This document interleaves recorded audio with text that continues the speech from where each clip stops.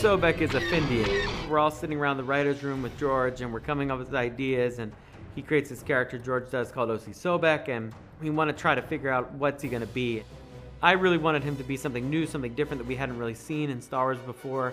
So we open up the Essential Guide, and we found a Findian, and I thought, well, this guy, he looks interesting, and George was all for that. We made him pretty tall, lanky. I asked the animators to give him kind of a twitching eye to kind of symbolize that he's stressed out when he's talking to Count Dooku.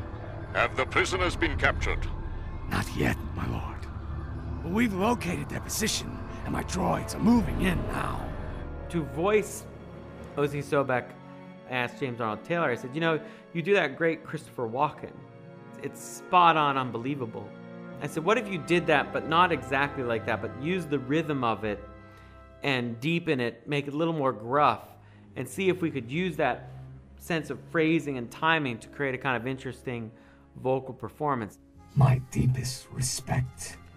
I was hoping to surprise you with good news. James did a wonderful job interpreting that direction and creating a very kind of quirky yet malevolent villain that I think is one of the better ones we've created for the Clone Wars.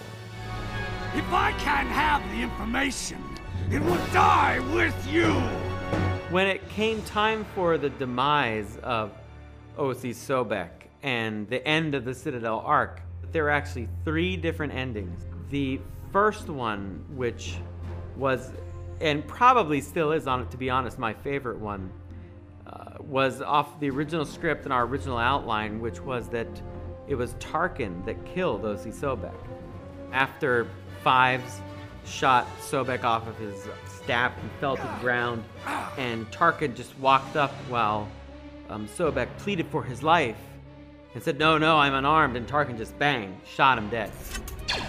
It's one of the first times that we really start to twist the Republic into the foreshadowing of the Empire through Tarkin, and I thought that this really said that this is the future, this type of brutal people running the Republic. But when George watched the episode, he said that, and I agree, what's problematic about it is that the Jedi witnessed this, and it kind of makes them a bit thick not to realize that this is going to be a really bad thing to have people like Tarkin in control of the military.